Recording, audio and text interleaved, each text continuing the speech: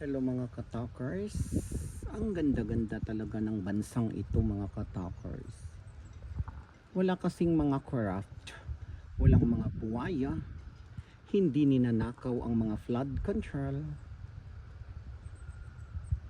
at walang ghost project, walang insertion, o kahit ano-ano pang drama sa Pilipinas.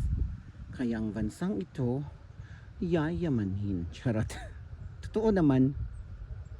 Tapos, dahil sa yaman nila, gawa lang sila ng gawa ng mga bagong buildings. Yan. Katatapos lang ng building na yan sa mga katalkers. Gumagawa na naman sila ng dalawang building. At ito po ang bansang aking kinabibilangan. Walang korupsyon, walang buaya, walang tambaluslos. Hindi mo ma-spell ang korupsyon without coup. Alam na des. So yan mga katakers. Ito po ay ang bansang Denmark. Denmark. O, diba? Tapos spring na dito. Spring. Autumn na dito mga katakers. Kaya yung mga kahoy nagiging yellow and orange na siya. O, diba?